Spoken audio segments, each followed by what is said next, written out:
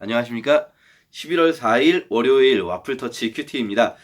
먼저 여러분께 죄송하다는 말씀을 전해드립니다. 저희가 원래 지난주 금요일 날 창세기를 마치면서 실시간 스트리밍으로 방송을 하겠다 말씀을 드려놓고 못하게 되었는데요. 정말 죄송합니다. 금요일에 갑자기 교회에서 창고 정리를 급하게 이제 뭐 검사하러 나온다고 해가지고 급하게 하루 종일 창고 정리를 하느라 방송을 하지 못했습니다. 예, 죄송하고요. 그런데 저희 규영 전도사님하고 이야기하면서 어쨌든 이 아이디어는 좋은 것 같다. 우리가 소통할 수 있는 창구가 별로 없는데 이렇게 인터넷을 통해서 소통하는 건 좋은 것 같다 해서 앞으로 좀 이런 일들을 해보려고 하니까요. 그냥 그때그때 관심 부탁드리겠습니다. 다시 한번 죄송합니다. 예. 데살로니가전서 2장입니다. 데살로니가전서 2장 1절부터 20절까지 마지막 절까지인데요. 바울의 편지, 두고 온 선교지에 있는 고통당하는 교회를 향한 편지, 이런 관점을 가지고 데살로니가전서 2장을 읽으시면 2장 내용이 어렵지 않으실 거예요.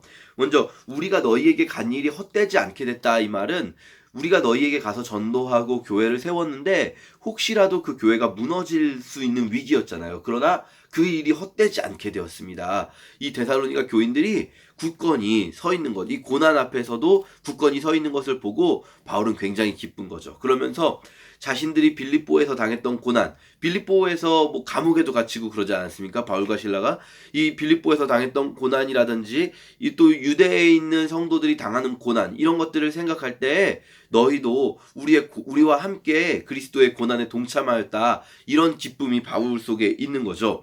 그러면서요, 바울이 어떤 이야기를 하냐면 본인들이 데살로니가에서 한 일이 결코 우리가 어떤 너희를 속여가지고 좀 너희 무리를 만들어서 그로부터 우리가 이득을 취하려고 했다거나 혹은 우리가 막 주장하는 자세로 막 스승이 되어가지고 너희를 지배하려 했다거나, 그것이 아니라 우리는 정말로 진실한 마음으로 하나님의 복음만을 전하기를 원했다, 이런 이야기를 합니다. 이것이 이제 바울 입장에서는 혹시라도 데살로니가 교회에 있을 어떤 비방, 비난, 데살로니가 교회를 공격할 때 이 바울을 공격하면서 데살로니가 교회를 공격할 수 있잖아요.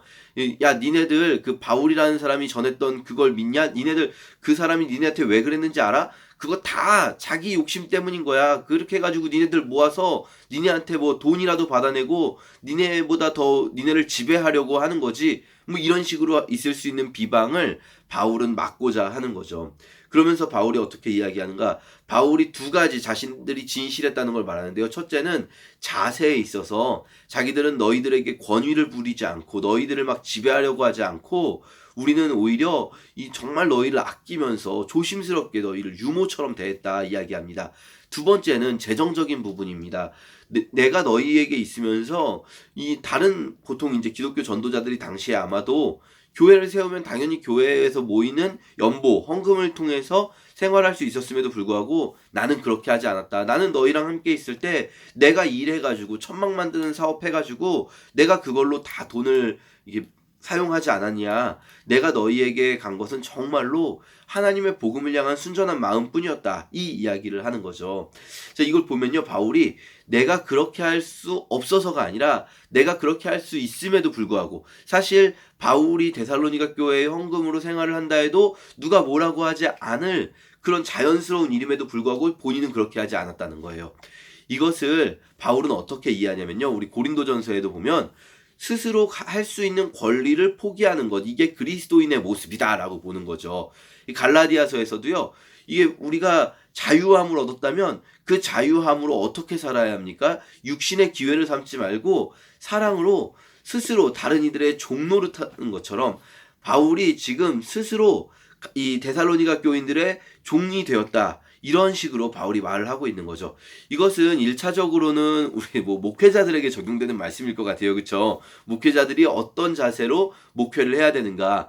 다른 사람 위에 군림하는 자세가 아니라 자신을 낮추고 섬기는 자세로, 또 재정적인 부분도 물론 뭐 현대의 목회자들은 저도 그렇고 이 교회로부터 재정적인 지원을 받지만 그러나 그것을 막 많이 받으려고 하지 말고 이 덕이 되는 선에서 오히려 섬기는 마음으로 그렇게 해야 되는 거겠죠. 그런데요, 이것을 목회자들에게만 적용할 것이 아니라 우리 모두가 바울이 말한 것처럼 하나님이 주신 이 자유함, 이 자유함을 가지고 난 이제 주님 안에 자유하니까 막 살아도 돼 이렇게 나오는 것이 아니라 이 자유함을 가지고 누군가를 위해서, 다른 이들을 위해서 스스로 종이 되는, 그렇게 스스로 종노릇하는 그런 일들을 우리가 하는 것을 그리스도인의 권리 포기, 그리스도인이 해야 할 일이다 라고 생각할 수 있을 것 같습니다. 그래서 바울의 이런 권리 포기 부분, 오늘 볼 수 있는 부분이겠고요. 또 한 가지 볼 수 있는 부분은요, 13절 우리가 하나님께 끊임없이 감사하는 내용이 있는데요. 바울이 끊임없이 감사하는 것 중에 하나가 사실 데살로니가전서 2장 13절 굉장히 중요한 부분인데요.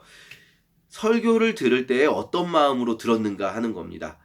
데살로니가 교인들, 바울은요 결코 자기 설교를 하나님 말씀으로 들어라 이렇게 말하지 않습니다. 이거 당연한 거죠. 뭐 어떻게 하나님 말씀입니까? 자기가 하는 말인데.